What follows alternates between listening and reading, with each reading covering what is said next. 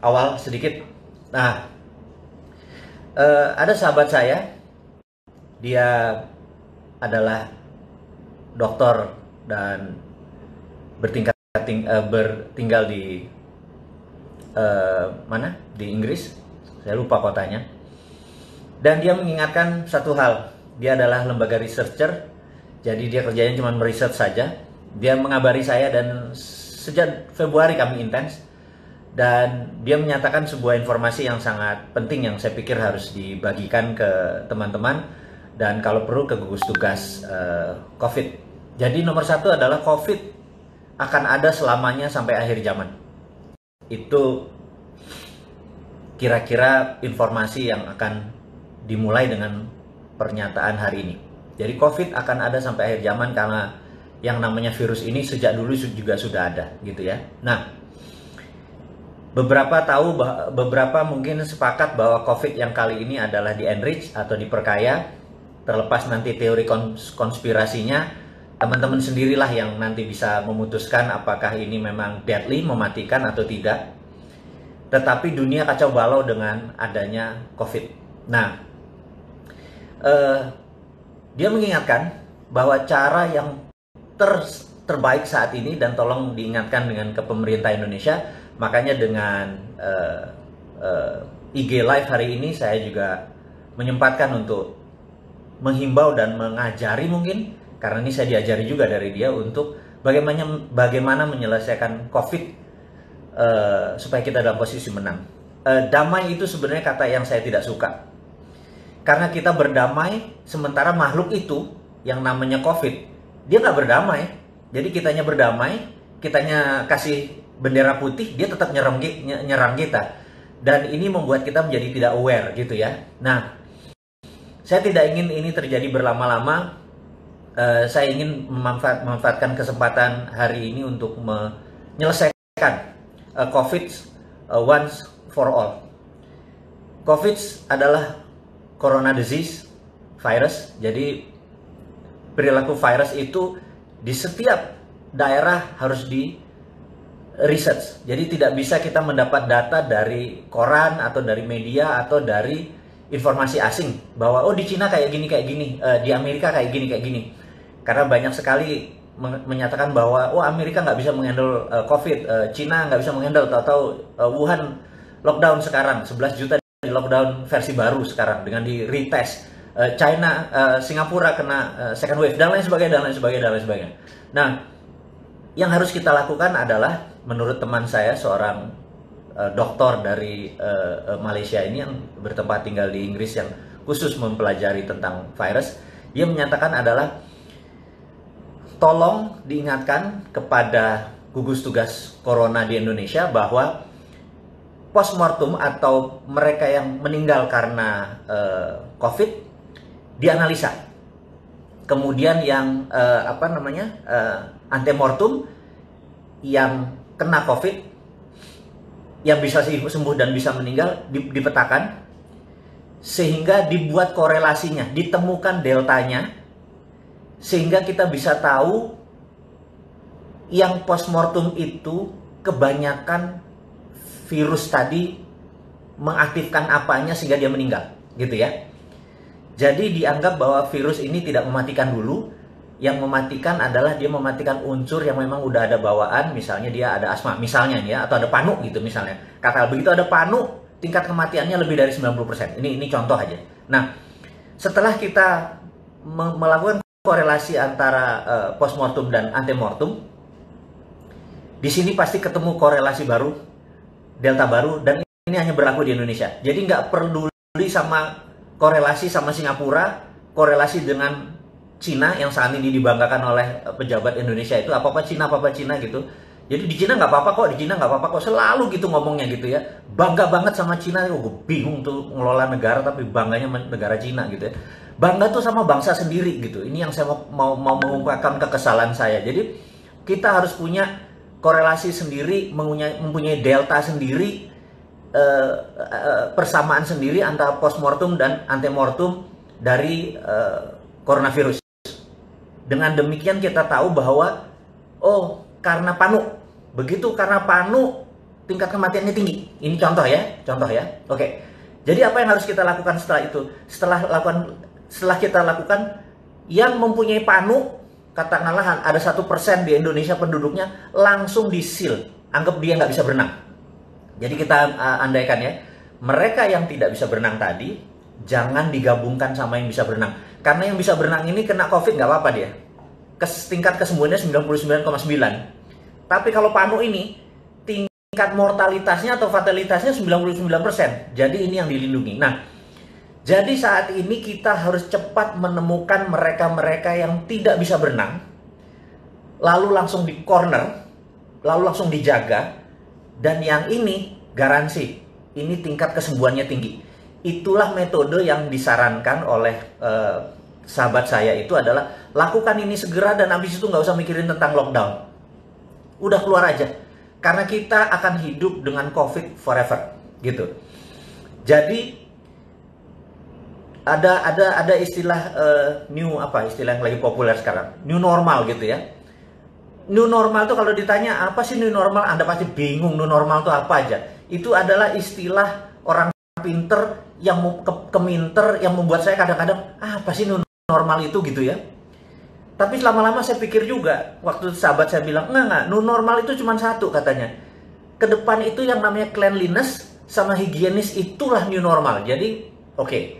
Karena kita akan hidup dengan COVID selamanya, maka new normal itu adalah kebersihan, higienis dan cleanliness dan kita mencucikan diri, disinfektan, hand sanitizer, kebiasaan kita menjadi makhluk yang lebih bersih. Nah, itu adalah new normal. Sisanya dagang akan sama, beli di harga murah, di harga tinggi jual, gitu ya. Harga saham rendah Anda beli, harga tinggi jual gitu. Apa yang berubah gitu? Nggak ada, itu semua ya old school gitu ya, nggak ada new normalnya gitu ya. Terus bisnis going digital dari 5 tahun yang lalu juga kita tahu bisnis going digital gitu ya.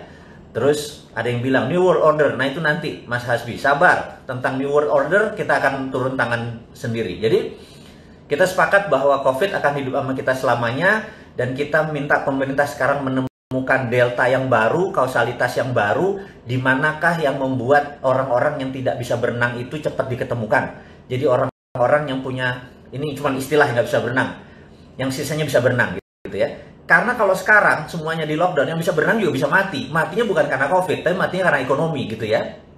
Nah, kita nanti akan sampai ke sana. Kemudian berita COVID kita selesaikan dulu supaya jangan lama-lama. Udah bosan kita ngomong tentang COVID. Yang kedua adalah informasi menarik, karena saya adalah orang geopolitik, geostrategik. Jadi informasinya harus ngagetin teman-teman semua. Apa yang akan saya informasikan? Dubes Cina di Israel diasasin. Jadi kita tahu beritanya bahwa kemarin hari ini Dubes Cina di Israel mati. Anda boleh menganalisa apa yang akan terjadi. Jadi saya nggak nganalisa dulu, saya ngasih mentahnya dulu bahwa fakta Dubes Cina di Israel mati, dah gitu ya. Jadi kita siap-siap lanjut yang lain. Berikutnya adalah, itu berita internasional dulu. Jadi berikutnya adalah 13 shadow men. Jadi waktu Ronald Reagan memanggil 13 shadow men ini, orang-orang yang akan mendesain bagaimana mengalahkan Uni Soviet, 13 orang ini mendesain dan melakukan operation, dan akhirnya Soviet tahun 89-91 terguling. Puncaknya waktu di Afghanistan. Akhirnya dengan perestroikanya Gorbachev, apapun itu, mereka kekurangan uang, mereka kekurangan duit, mereka nggak ada sumber energi, Gorbachev nyerah, Soviet bubar, gitu ya. Nah, 30 tahun kemudian 13 shadow man ini baru dibuka ke publik bahwa siapa mereka. Buku-bukunya banyak luar biasa dan ceritanya keren-keren. Saya tahu teman-teman mungkin bukan pembaca gitu ya. Bahkan ada pejabat nasional yang buku-buku geopolitik, geostrategi, buku sejarah nggak dibaca, lebih memilih baca Doraemon dan Shinchan. Saya sudah baca buku Doraemon dan Shinchan, nggak ada tuh tulisan tentang Roger Robertson, orang-orang salah satu di antara 13 ini, saya nggak nemu gitu ya. Kalau dia nggak tahu siapa 13 orang ini, bagaimana bisa ngelola negara pejabat-pejabat itu? Saya pikir kok bacanya Shinchan. Saya juga pengen, oke deh, saya mungkin akan membuat komik Shinchan untuk diisi ceritain ya tentang 13 shadow man ini supaya masuknya dari kekinian gitu ya, dengan membaca Shinchan dan Doraemon gitu ya. Nah, mungkin karena ini bukunya bahasa Inggris, sangat sedikit sekali orang Indonesia yang suka baca buku bahasa Inggris, apalagi geopolitik, sehingga hal-hal seperti gini mereka bilang, untuk apa sih, what's in it for me, untungnya buat gue apa gitu ya. Toh ada si Bosman yang bakal ceritain, it's a good point gitu ya. Ya sudah, saya aja yang cerita gitu ya. Jadi 8 dari 13 shadow man itu ternyata masih hidup gitu ya. Saat ini mereka seminggu terakhir setiap hari ada di Oval House, ada di West Wing, ada bertemu dengan Trump. Nah, ini yang saya mau menceritakan adalah kira-kira apa ya yang akan mereka desain. Mereka mau ngapain? Kita tahu bahwa Trump adalah nasionalis, lawannya dia adalah Republikan, di mana saat ini lawannya adalah Demokrat, dia adalah Republikan. Partai Demokrat saat ini mepet dengan globalis, atau terbalik.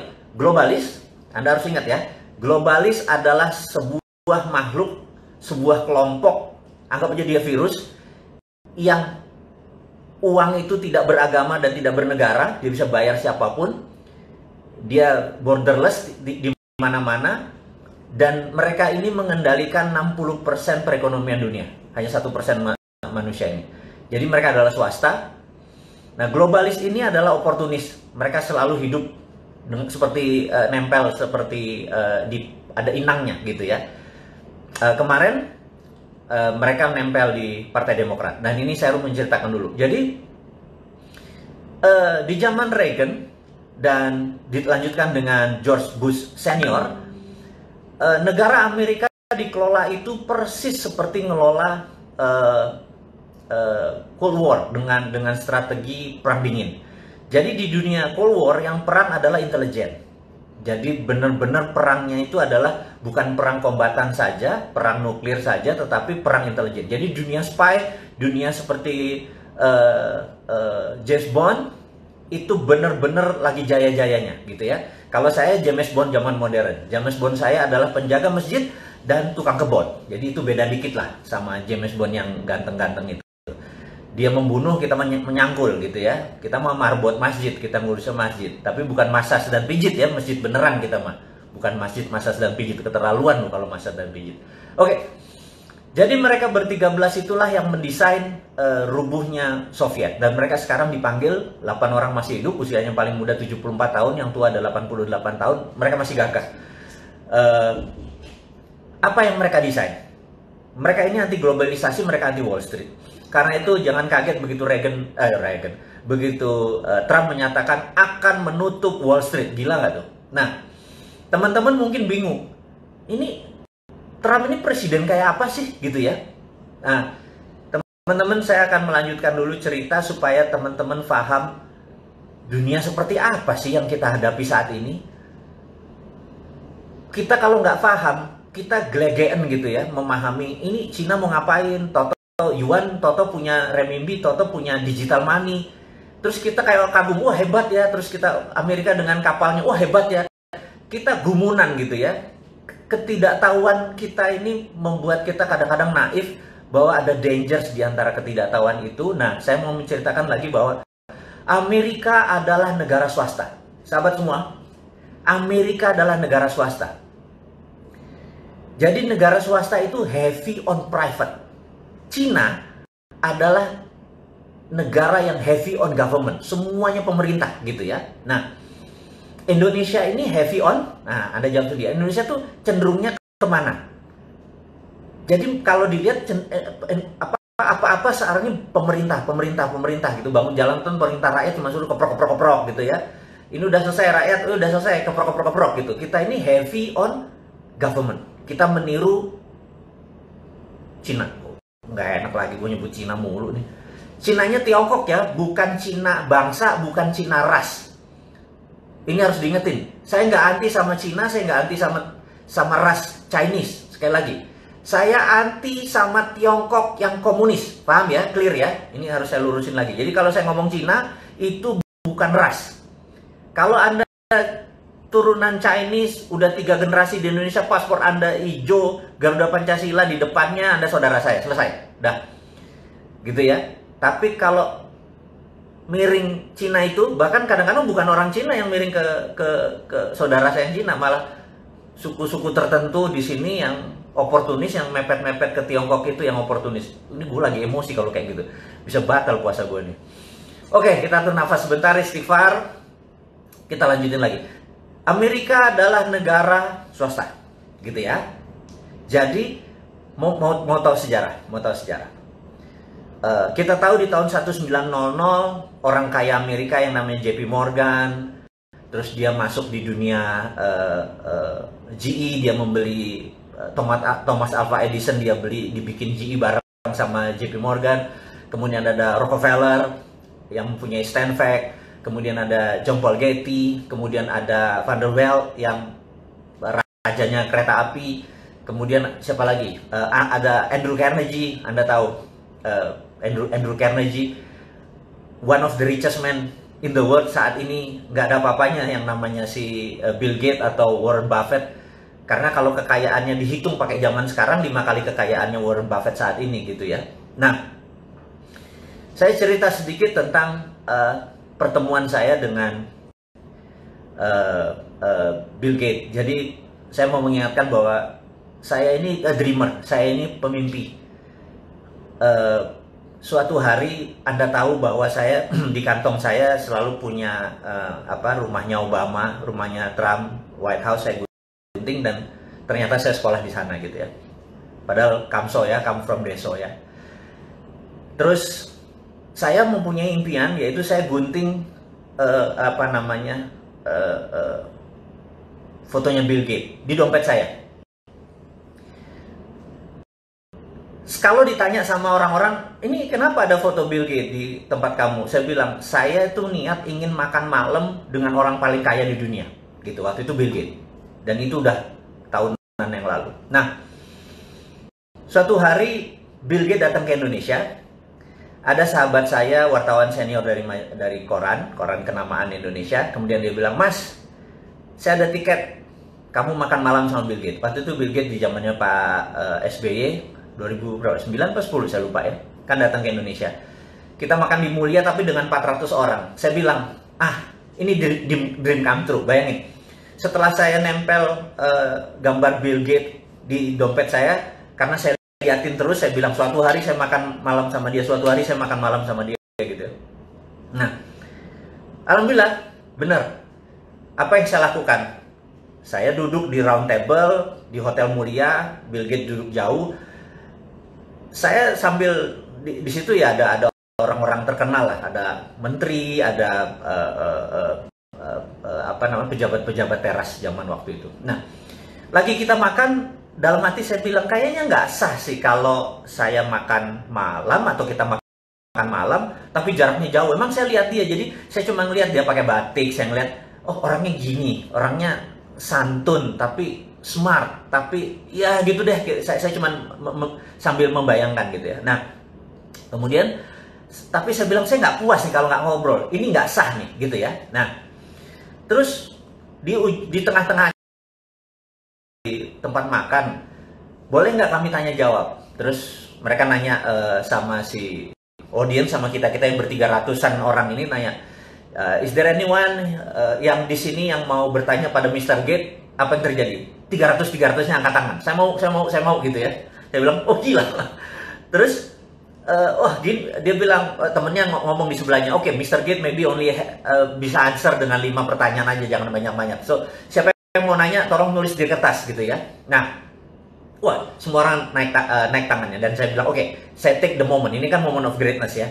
Saya ambil kertasnya, saya tahu kan teman-teman tahu bahwa saya memiliki sebuah keilmuan, ya ilmu kuno sih, ilmu nggak keren-keren banget bagaimana memprogram pikiran bawah sadar seseorang. Saya bilang, dia pasti baca tulisan saya, dia pasti baca tulisan saya. Saya tulis gitu ya, saya lipat, saya taruh. Oke, kemudian makan seperti biasa. Kemudian Mr. Gates buka satu-satu, terus udah selesai makan nih. Terus gimana? Ada yang mau nanya? Terus dia bilang, oke. Saya udah pilih beberapa katanya. Terus who is, dia sebut sebuah nama gitu ya. Dia bertanya apa rencana Bill Gates di Indonesia. Terus Bill Gates cerita, kami akan berencana membuat laptop komputer murah di bawah $100 supaya orang bisa ini dan terkoneksi dengan sistem dan sebagainya. cita-cita mulia lah, CCM lah gitu ya. Kemudian pertanyaan kedua, who is, dia sebutin seorang menteri gitu ya, kayaknya dipesan nih. Oke, menteri ini bertanya ini, seorang ibu menteri. Dia cerita. Kemudian dia break lagi. Terus lama berhenti di satu kertas, terus I don't like it. Terus dia taruh, tapi kan mic-nya masih kedengeran kan, mic-nya di sini. Terus ditaruh, dia bilang terus dia nyari question, pertanyaan yang menurut dia oke, gimmick kayak kecil-kecil. Udah 4 pertanyaan. Dia bilang, oke, the last pertanyaan terakhir, the last question katanya gitu. Terus diangkat satu kertas, gitu ya. Terus orang sebelahnya bilang, what is this? I don't know, I don't like the question gitu ya. Ini kata-katanya dia nih. Terus saya udah tahu nih, jangan-jangan gue bener ya, itu ya. Terus apa yang terjadi? Well, I would like to know this gentleman. Terus karena dia ngomong-ngomong itu, orang-orang bilang, udah. Lu udah kayak gitu, lu baca aja lah itu pertanyaannya gitu ya. Jadi cair suasana. Terus dia bilang, well anyway, I don't like the question. Jadi dia ngomong sama orang sebelahnya gitu. Anyway, lu udah brought up anyway katanya. Terus apa yang dilakukan? Who is a Mardikuwiek? Wah, udah kayak orang Polandia gua. Saya berdiri. 300 orang nengok ke kita jadi kayak kecil. Saya bilang, gitu ya. Terus dia bilang, dia natap saya, dia bilang, so you, kenapa lu nanya ini gitu ya? Oke. Dia ngomong, I don't think the world is ready, kata dia. Tuh orang nanya, lu ngomong apa sih? Kan mereka nggak tahu. Mereka pertanyaan adalah, what was the question? Orang ini nanya apa sih sampai lu nggak ready gitu? Tahu nggak apa yang saya tulis? Dan Mr. Gates bacakan. Dia bilang begini. This gentleman, katanya, bilang, I could never be like Andrew Carnegie. Jadi saya menulis di kertas itu, you will never be like Andrew Carnegie, gitu ya. Dia bilang, jadi dia tulis, I would never be like Andrew Carnegie, gitu ya. And this is right, katanya. Gue nggak akan pernah bisa kayak Andrew Carnegie. Itu kata Gates, gitu ya. Semua orang bingung. Ini komunikasinya apa gitu? Anda tahu apa yang dilakukan Mr. Gates? Bill Gates membuka dompetnya, kemudian dia kasih potret gambar kayak foto saya itu, dia bilang, "Si, fotonya Andrew Carnegie ada di dompet gue," katanya. Saya juga kaget. Dan you are right, I would never be like him. Terus, oke, saya ceritakan dulu kenapanya gitu ya. Saya mengidolakan Bill Gates mengidolakan Andrew Carnegie. Jadi saya tuh waktu itu berpikir, dalam hidup seseorang pasti punya punya drive yang membuat dia menjadi segitu powerful seperti sekarang. Dan pasti ada role model.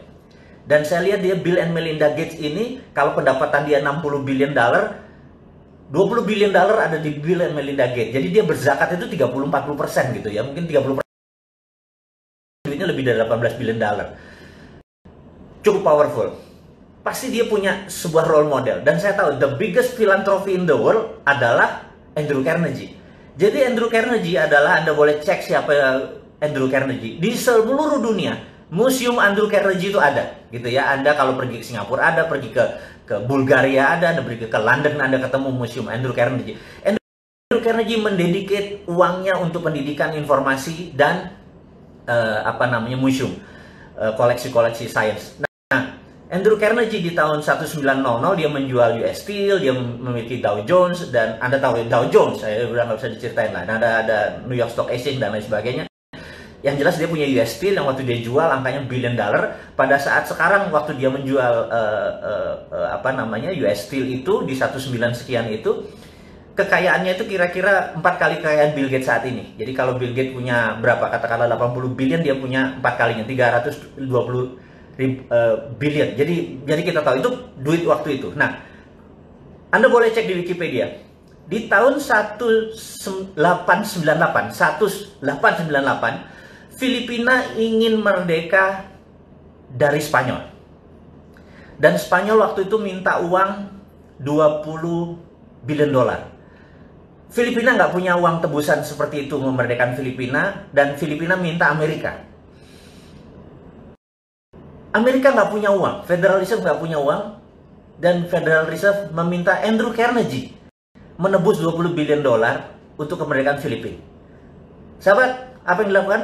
Andrew Carnegie membayar tunai 20 billion dollar. Sebuah negara yang dia merdekakan, tanpa sekalipun dia pernah injak itu tanah Filipina. Jadi, ini membuktikan satu hal, bahwa swasta Amerika lebih kaya daripada negara Amerika. Dan Andrew Carnegie menjadi the biggest philanthropy yang menjadi role modelnya Bill Gates.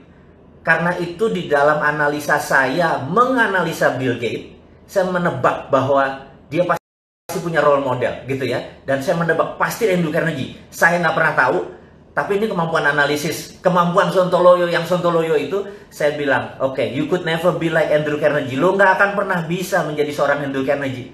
Dan dia bilang, you are right, gue nggak pernah bisa jadi Andrew Carnegie. Nah, jadi itulah yang memotivasi dia, itulah yang memotivasi saya bahwa kalau Andrew Carnegie pernah begini, di rumah yatim pun saya mencoba mendedikasikan kecil, filantropi kecil, nggak jauh sekali dari seorang Bill Gates dengan foundationnya atau Andrew Carnegie.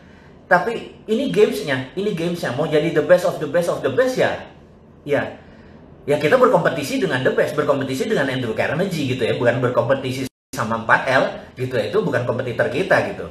Dia pernah ya gitu, kompetitor kita gini, bukan kompetitor, role model gitu ya, dan kita bersaing sehat. Kalau 4L mah udahlah, gue males ngomongnya. Anyway, teman-teman, ini hanya membuktikan bahwa swasta itu lebih powerful daripada negara Amerika.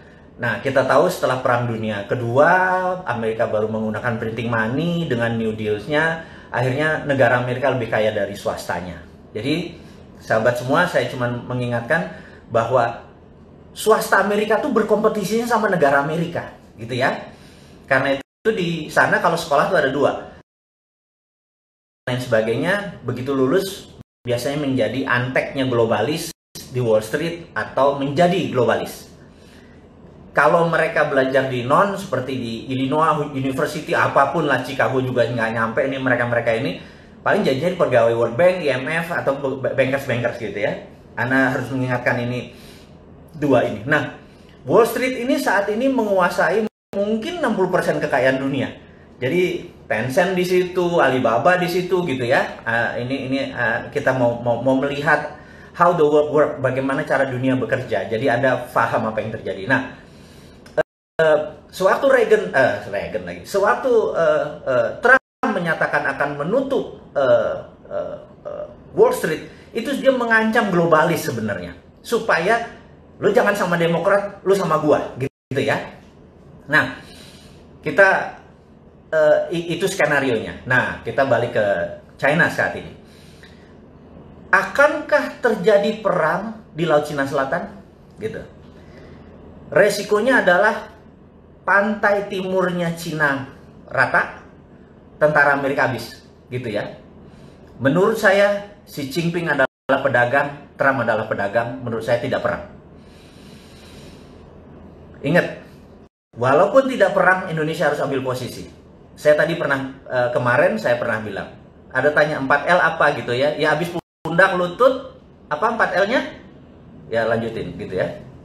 Oke. Jadi saya menyatakan bahwa Indonesia saat ini tidak ngambil posisi, dan itu salah. Harusnya Indonesia ngambil posisi bela Cina, bela Amerika. Itu bedanya. Jadi jangan stand alone gitu ya. Kita harus ngambil dua-duanya. Jadi ngambil Amerika, ngambil Cina dengan choking point. Saya ulangi lagi, choking point adalah Selat Malaka yang paling sempit, di mana waktu dulu Sriwijaya, Hang Tuah, Hang Nadim segala macam menguasai selat ini, Indonesia berjaya secara maritim. Hampir 600 tahun kita berjaya secara maritim. Dan choking point saat ini lost control. Kata kita tidak mengontrol choking point. Kalau saya jadi pemerintah Indonesia saat ini, choking point-nya diminta Cina sama diminta Amerika, jawabannya adalah yes. Saya kasih ke Amerika, kalau Amerika memberikan saya 5 tahun pinjaman IMF tanpa bunga, saya minta list yang nggak mungkin Amerika tentuin. Sama Cina juga sama. Yes, saya akan kasih Cina, tapi Cina harus utang di Indonesia dan kewajiban di Indonesia semuanya dinolin lagi dan lain sebagainya. Kasih semua sebuah penawaran yang mereka nggak mungkin bisa penuhi, tetapi di situ terlihat bahwa kita punya standpoint. Jadi Amerika dan Cina lihat kita punya standpoint. Gue di belakang lo kalau, gue di belakang lo kalau gitu ya. Tapi kalau sekarang kita menarik diri, begitu Amerika sama Cina terjadi consolidate, berdamai, apa yang terjadi?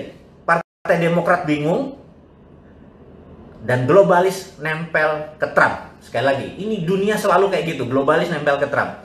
Begitu globalis nempel ke Trump, Cina bermain dengan Cina, mereka nengok ke Indonesia. Lo goceng li, lo nggak fair. Lo sekarang mau ambil untungnya doang. Jadi waktu Amerika menjanjikan mau buat pabrik di Indonesia cuma 34, itu dia tidak dari pemerintah Amerika, itu dari globalisnya. Sabar, kita harus paham sekali ya. Anda harus tahu kapan Trump ngomong. Jadi Anda harus tahu, negara Amerika itu tidak pernah berubah misi dan visinya. Ingin menjadi polisi dunia dan caranya mereka berbeda. Republik suka perang, Demokrat pakai economic trap. Ini pakai military trap. Ujung-ujungnya sama, bajingan juga itu, gitu ya. Nah, Cina state mission country-nya nggak pernah berubah, gitu ya. Mau presidennya Xi Jinping, mau dulu Li Peng, mau dulu Deng Xiaoping, sama, gitu ya. Nah, saya mau ingatkan, ini key point yang sahabat semua saya mau buka saat ini. Reagan dengan Deng Xiaoping pernah berjabat tangan. Ingat nih ya, saya ulangi lagi. Deng Xiaoping dan Reagan pernah jabat tangan yang menyatakan 40 tahun lagi Cina harus menjadi negara demokrasi, dan itu disetujui oleh Deng Xiaoping. Dengan demikian, tahun itu harusnya tahun 2020 ini Cina harus menjadi negara demokrasi. Demokrasi itu bukan berarti kayak Indonesia sekarang populer vote, bukan. Tapi pemilihan kepala daerahnya sudah pemilihan langsung, tapi pemilihan partai komunis Cinanya tetap. Cina adalah single party country. Cina adalah negara dengan satu partai. Dan di dunia ini ada 7 negara yang single party, seperti Meksiko juga single party. Jadi Anda jangan kaget-kaget ya kayak gini pelajaran-pelajaran geopolitik, geostrategi ini. Anggap aja ini lagi Lemhanas, Anda nggak usah ikut 9 bulan Lemhanas, cukup dengerin Bosman ngomong, Anda udah ikut Lemhanas gitu ya.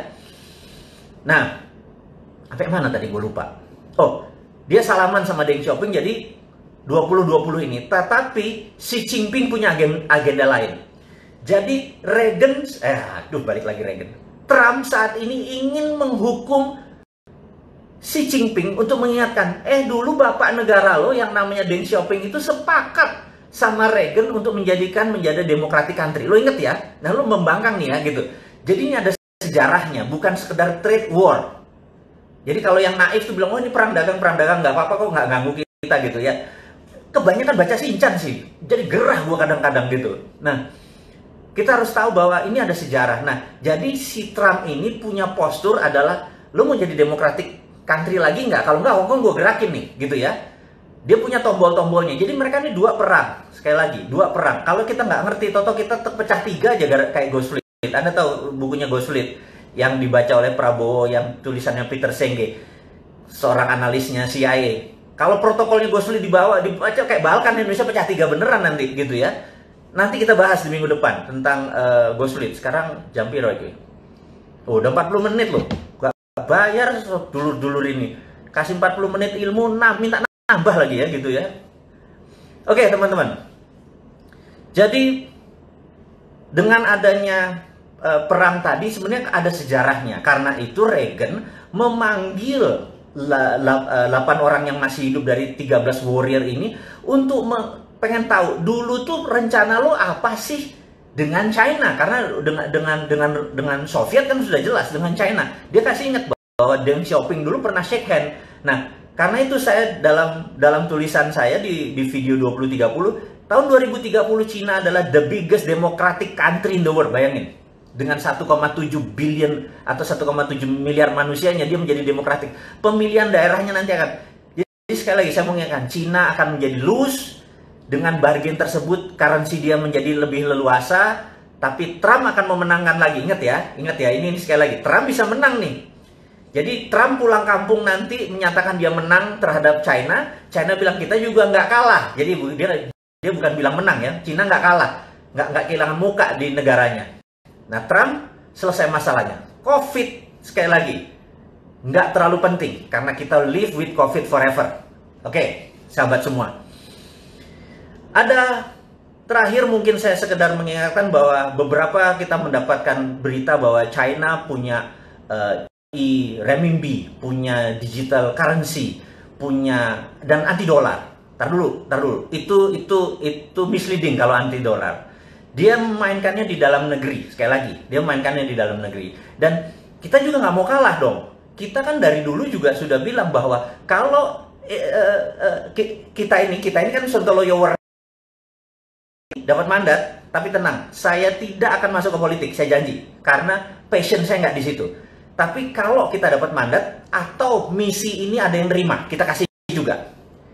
Kita adalah heavy on private, jadi swastanya tapi bukan kapitalis, bukan 9 naga yang jadi kaya, UKM yang jadi kaya. Jadi kita ini juga pro on private, tetapi UKM. Karena itu kita bangun Santara, kita bangun Rifit, kita bangun organisasi untuk mengangkat UKM. Jadi kita tahu 2030 85% ekonomi dikuasai oleh UKM yang going global. Ini mark my word ya. Anda boleh catat kata-kata saya kalau 2030 tidak terjadi 85% ekonomi dunia, saya kasih Anda $1 juta.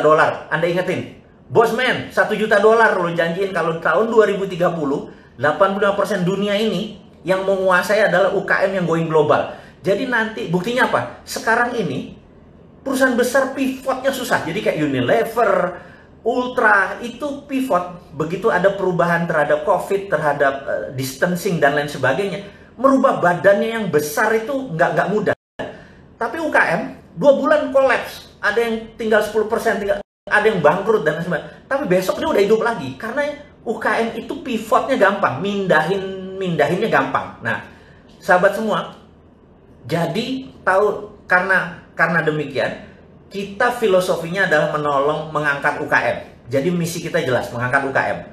Gimana UKM menjadi berdiri, dan kita nggak peduli sama pemerintah. Pokoknya jangan diganggu aja kita, biar urun dana ini berlangsung dengan baik.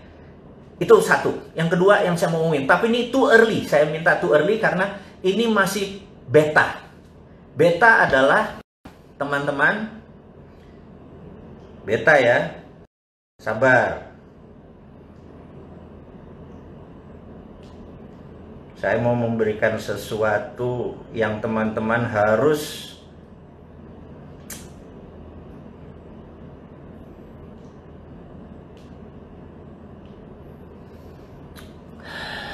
kebalik ya.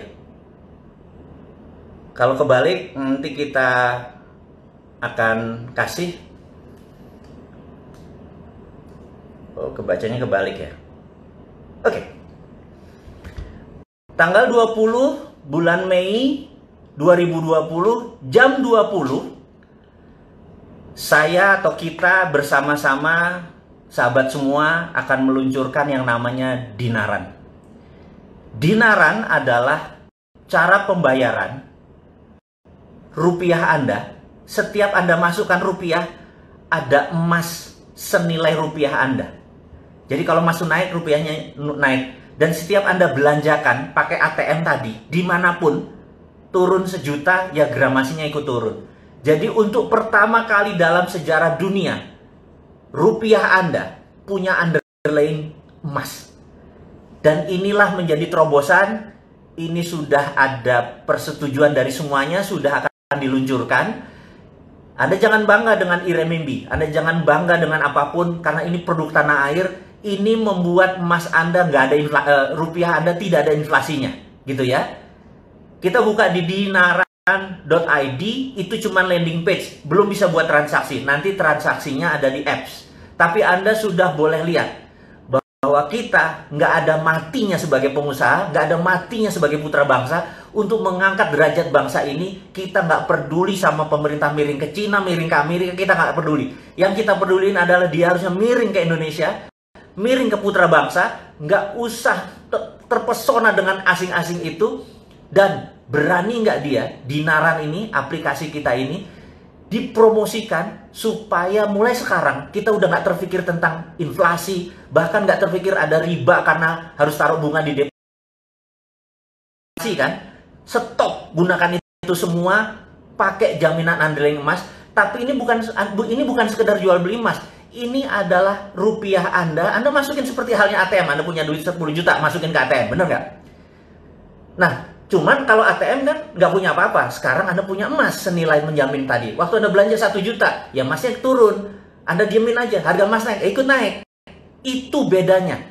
Dan sekali lagi, ini akan diluncurkan tanggal 20 Mei tahun 2020 ini, hari Selasa ini, jam 20.00. Kenapa? Karena 20 Mei adalah Hari Kebangkitan Nasional.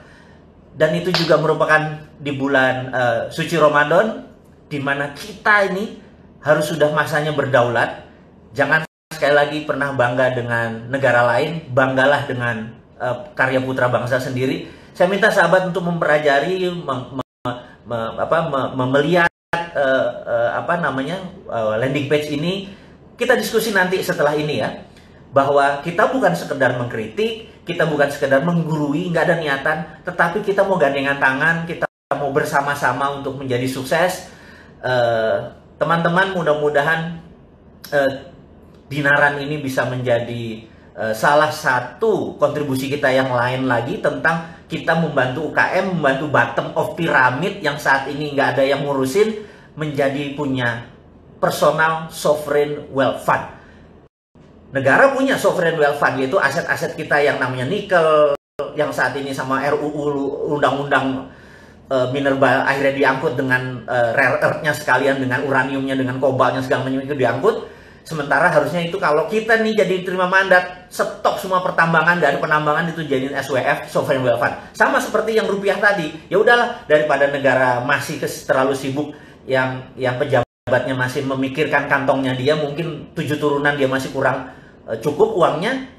Apa yang kita lakukan? Kita punya sendiri yang namanya sovereign wealth fund. Anda punya 2 juta taruh, Anda punya 1 juta taruh. Yang penting Anda sekarang tidak bergantung lagi pada bunga bank, tidak bergantung lagi pada sistem perbankan. Ini adalah banking from non-bank. Jadi ini adalah banking, tapi dari non-banking. Jadi banking tapi bukan dari bank, gitu ya, dari Dinaran. Ini breakthrough, ini mengagetkan banyak teman-teman di dunia OJK dan BI. Tapi ini adalah untuk kita semua, gitu. Ini adalah karya anak bangsa. Sahabat semua, akhirul kalam, saya tidak mau menahan Anda lama lagi karena sebentar lagi yang di Indonesia bagian tengah sudah akan buka puasa, yang di Indonesia bagian barat sudah siap-siap buka puasa. Selamat bergosip mengenai Dinaran. Saya sekedar mengingatkan bahwa bagi mereka yang ingin membeli buku dan lain sebagainya, lihat di IG, di Jual Vision 2030 ada di IG, Road to Billionaire ada di IG, dan Dinaran.id Anda pelajari landing page-nya, bukan untuk transaksi, tapi tanggal 20 bulan Mei 2020 jam 20. Kan ini milik kita bersama, bukan milik saya, ini milik